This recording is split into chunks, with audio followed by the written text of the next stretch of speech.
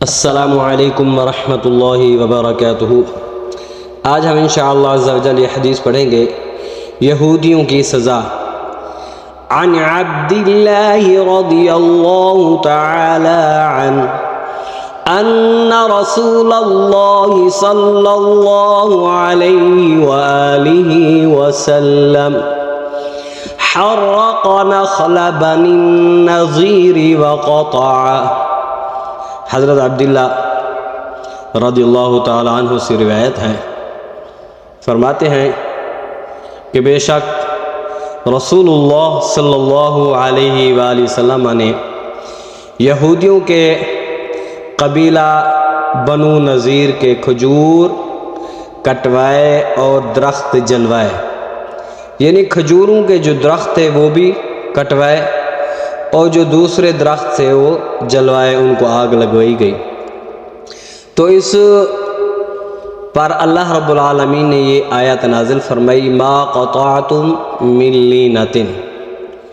تو آگے اللہ رب العالمین نے فرمایا اے محبوب، تم نے کھجوروں کے جو درخت کاٹ دیے یا جن کو جڑوں پر کھڑا چھوڑ دیا، یعنی کاٹ دیے یا جن کو چھوڑ دیا، وہ اللہ کے حکم سے ہوا تاکہ وہ فاسقوں کو ذلیل کرے۔ فاسق ہو گئے، یہودی ہو گئے، ان کو ذلیل کرے، یعنی حضور علیہ السلام نے حکم فرمایا تھا کہ یہودیوں کے درخت کاٹ دیے جائیں۔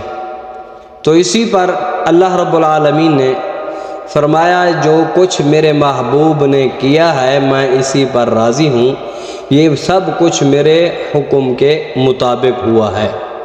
تو آگے آپ صلی اللہ علیہ وسلم نے یہودیوں کے درخت کٹوائے تو انہوں نے واہ ویلا کرنا شروع کر دیا، دیکھو جی حضرت محمد صلی اللہ علیہ وآلہ وسلم اپنی تعلیم کے خلاف کر رہے ہیں۔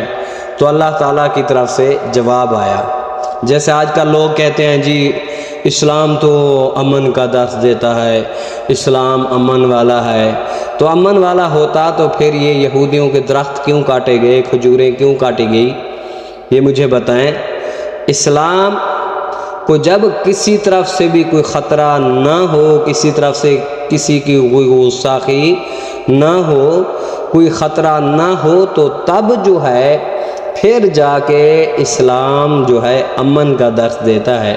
جب ہر طرف سے اسلام کو یہود و نصارہ گھیرے ہوئے ہوں تو پھر اس وقت امن کا نہیں، مسلمانوں کو غیرت کا درس دیتا ہے۔ تو آگے کیا فرمایا، میرے محبوب نے ٹھیک کیا ہے تاکہ تمہارے دل اور جلیں۔